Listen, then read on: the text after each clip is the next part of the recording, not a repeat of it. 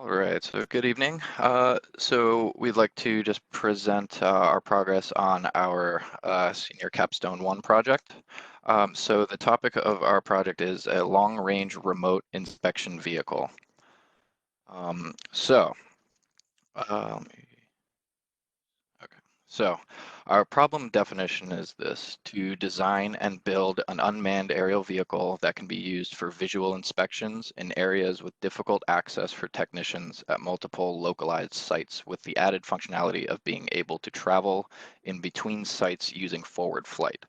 So to clarify a little bit what this means is essentially we'd have a remote controlled vehicle for inspections that would be able to travel to a site, perform an inspection, potentially travel to a second site that it would be spaced out a little farther away than would be easy to travel by whoever is performing the inspection. Um, these are usually in difficult to access areas. So being able to just fly this device out to a site would be far superior than having to travel out there and perform the inspection. Lastly, and the most important, also having the capability to return home. So in order to achieve this, we need to address two different types of flights. So for the local inspections, we have hovering flight, and the maximum, basically, some of the characteristics that are desired is to maximize stability while performing these inspections, and also being able to maneuver. Um, it the UAV also needs to be able to support the payload of the inspection equipment. So this can include cameras, other types of sensors, really whatever the goal is as far as the inspection goes. The next flight type is for travel in between sites or forward flight. So this is airfoil generated lift. Some key characteristics that we are striving after are to minimize drag and weight. Okay, so a little bit more detail about the flight systems. So for hovering, we have decided to implement a quad rotor flight system. So essentially what you have for this flight system is 4 motors providing the lift. These are all connected to a flight board, which is essentially the brains. What this does is it takes your user input from your remote control on the ground, and it is able to basically allow the user to have controlled flight um, by way of the flight board traveling to the motors. For travel in between sites, we have the forward flight system. So this is airfoil generated lift. Again, I had mentioned before, minimized drag and weight are desired. For this flight system, the major components are 1 motor for forward thrust and 2 to 4 servos for the control surfaces. There are several different configurations as well that I will go into as well that will define, how many additional control surface we may need for the forward flight system. So a big challenge was being able to integrate both the horizontal, both the hovering and the forward flight. We have been able to found a solution to address this, and this is the flight board that we chose to use.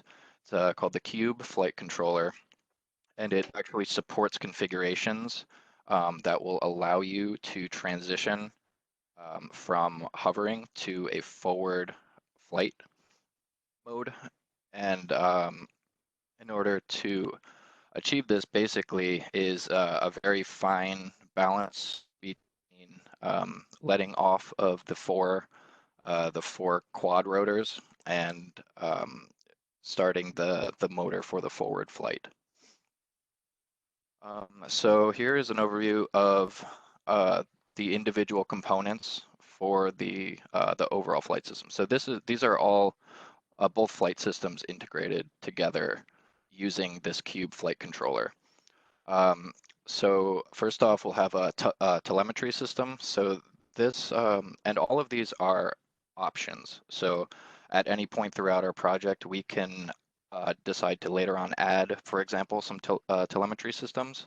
But I'll just go over them right now. So we have the telemetry systems. This basically allows you to send and record data, including things like altitude, flight speed, and it usually involves some additional hardware on the ground, mainly a screen to generate to display all this data. A buzzer is a good option for if the UAV gets lost. It's an easy way to be able to find it on the ground. The remote control receiver system. So this is what actually receives the signals from the user input on the ground and transmits them to the flight board.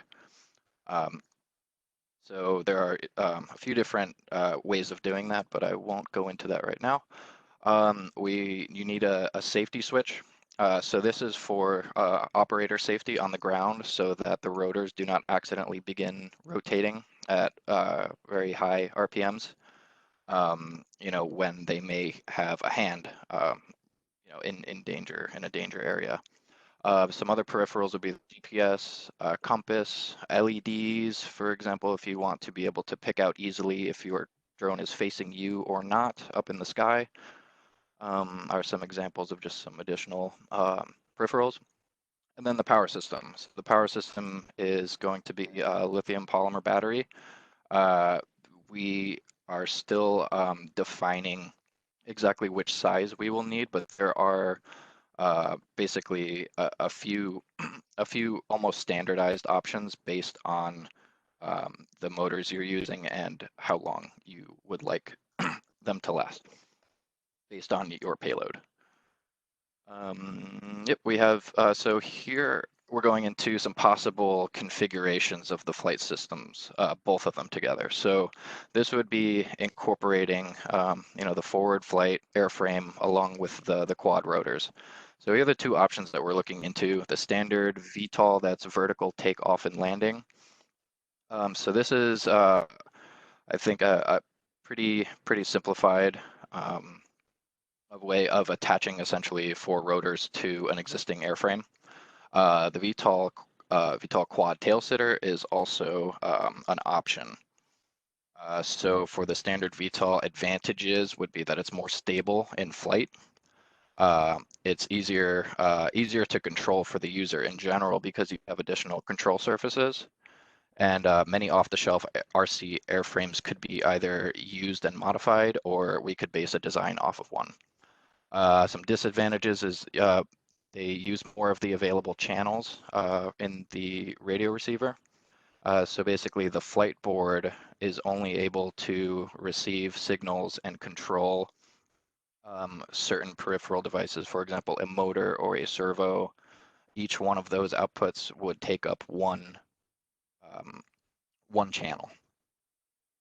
Also, it would be a larger footprint, so that when we are performing the local inspections, it would be another consideration that the operator would always have to be aware of, where extended extremities, I guess, of the airframe is, so they don't make any unintended collisions. So for the VTOL quad tail sitter, some advantages are that less control surfaces are needed. So both in construction and also in using up the outputs, this is positive. You can achieve faster forward flight speeds. It's a lighter design and a smaller footprint. However, it is much more difficult to control for the user in forward flight. Also, balance is extremely critical, even more so than the other configuration, because basically compensations are made to the motors when balance is out, and this basically results in wasted energy.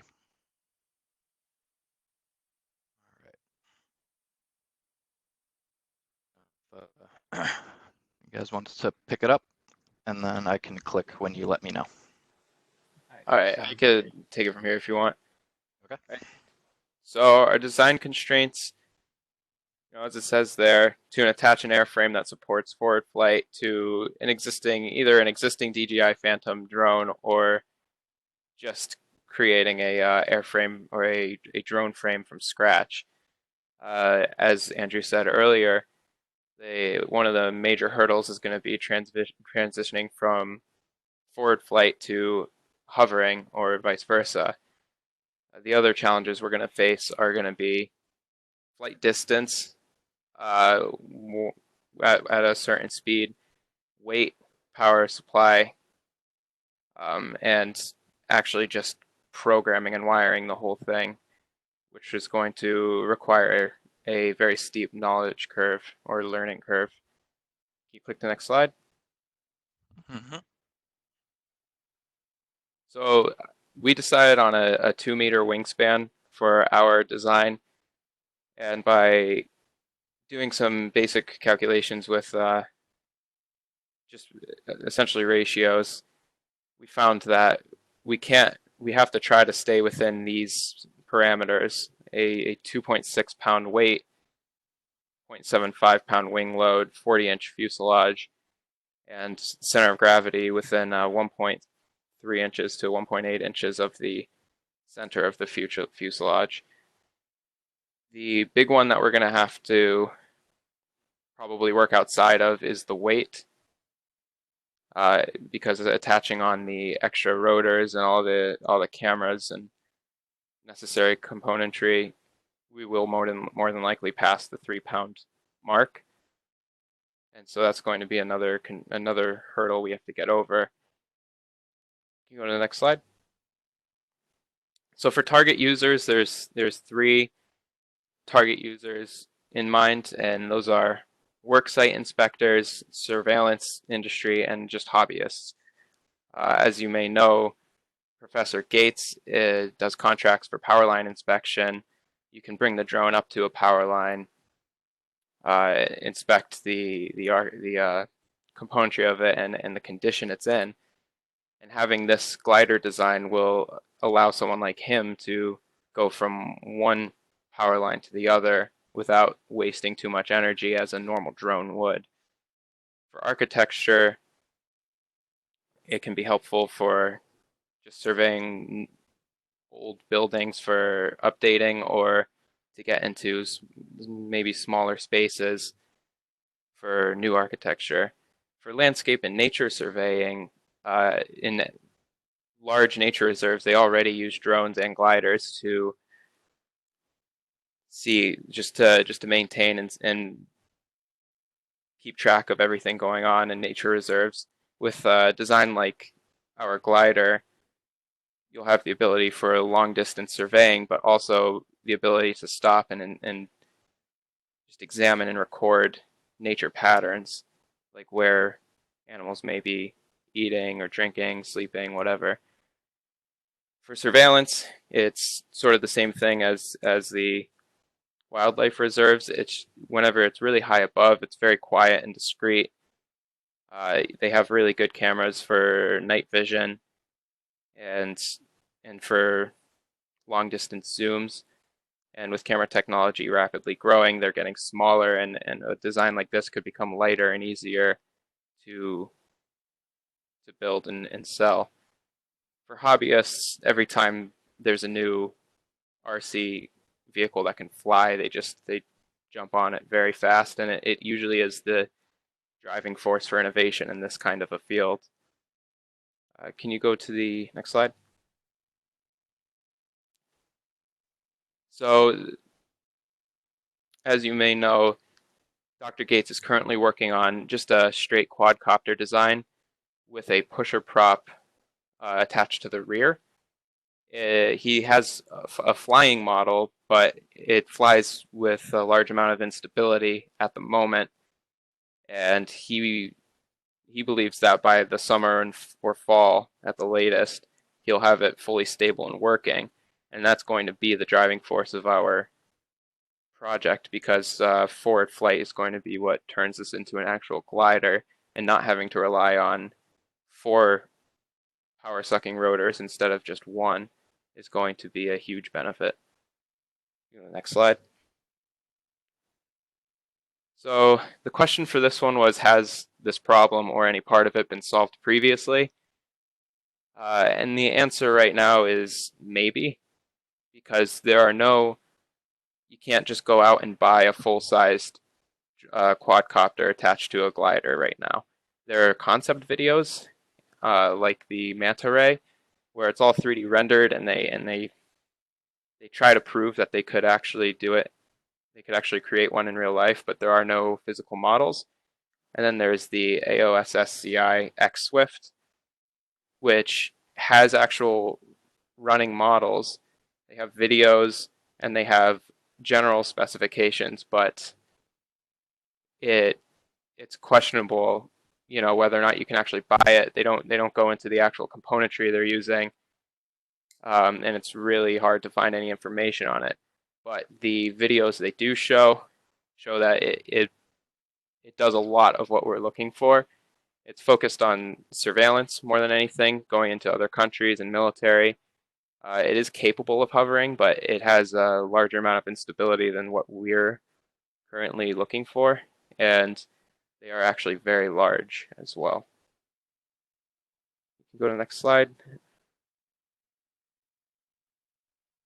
and I think that's Charles. All right. Can you guys hear me? Mhm. All right. Okay. So some of the strengths for my team members and I, mostly all of us are pretty good with the AutoCAD programming, and also Andrew has the CNC programming. He's been doing that for a year and a half. Also, um, experience on machine tools, and Derek has experience with quad and circuitry. I and for me, AutoCAD as well as quality control and some um, strengths.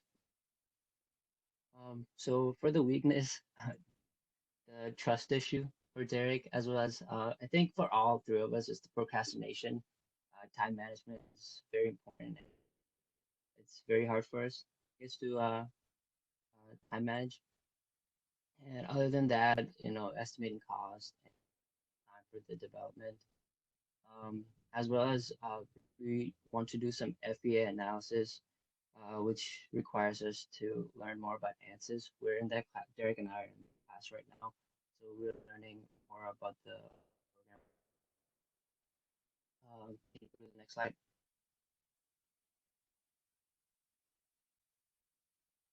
All right, so for our task, for designing purposes, we still have to get in touch with Dr. Gates so we can create a wiring schematic for our Pixhawk 2.1. And also we have to talk with Dr. Gates so that we can get the motor and as well as the propeller, since he has abundance part place. For analysis, we would have to do research on the mounting camera and the gimbal system, as well as we have to do the FEA analysis on the drone frame and the rigidity of it. Also, we need to do calculations regarding the thrust power and torque of the motor and the propeller. As far as the manufacturing go, we have to get all this stuff, um, as in the Pixhawk glider as well, and meet with Dr. Gates so we can turn on the Pixhawk and program it. Can you go to the next slide? So as the tasks completed so far, we have decided that uh, the power that will be provided is the battery power, and we're going with the lithium polymer battery um, instead of nickel metal hydrogen or nickel cadmium battery, because lithium polymer is a lot lighter and it has more higher capacity to hold more power. It can also transfer the power quicker. It is cost efficient and it comes in different sizes. Also, it can cost from between 25 to $100 or more, depending on the voltage, capacity, and make of the model. Usually in the industry, a battery that is used for this type of drones slash glider has 3.7 voltage per cell. Also, for the prop size, for this project, the propeller type that we're going with has two bladed propellers, since the goal is to make the drone as energy efficient as possible. Since this is a quadcopter, instead of like two blades is more than enough for all four, as well as the push propper to use the two blades. But at the same time, we to figure out how much thrust power the propeller can create. So in order to do that, we need to figure out how much thrust and the torque and power motor can. Next slide, please. So for the flight control board, we went with the Pixhawk 2, or now it's known as the Cube. This is the best autopilot system that can be purchased for the budget. This will also help reduce and clean up the wiring as well as it is reliable and easy to assemble. So our goal was to purchase this product during spring break, and you know when we go back to school, we would have talked to Dr. Gates so we can program the Pixhawk, because this is probably one of the most difficult part of our project to turn it on and then see if it works properly. Next slide, please. Another thing that we completed was the glider selection. After talking to Dr. Gates, he gave us the minimum requirement for the wingspan has to be 2.0 meter. And after doing some research, the glider that was picked was the Night Radiant FT, which comes close to our model and the 2.0 wingspan meter. Also, it has a you can fly it at nighttime as well, which is another cool thing. Also, this was supposed to be just around the spring break time, so we can, based off of this, we can create our. Next slide. So for the remainder of the semester, we would have the timeline would have composed of ordering all the parts that are required for the project, such as the cube and the glider, probably the battery as well as start looking into a transmitter as well, possibly a 6-channel one. Once returned from spring break, we would have meet with Dr. Gates and produce wiring schematics for the cube, as well as start programming it based off of Dr. Gates' previous version of the coding. Also create an initial design for the drone and the quadcopter based off of the glider, preferably with AutoCAD or other materials. Next slide. In conclusion, despite the current semester circumstances, we're still looking forward to finishing this project. We're doing our research as much as possible, and that's our main focus right now, since we can't really get together and purchase all the products and start working on it. When we get back to school, we'll probably get back to the preliminary steps towards building our UAV.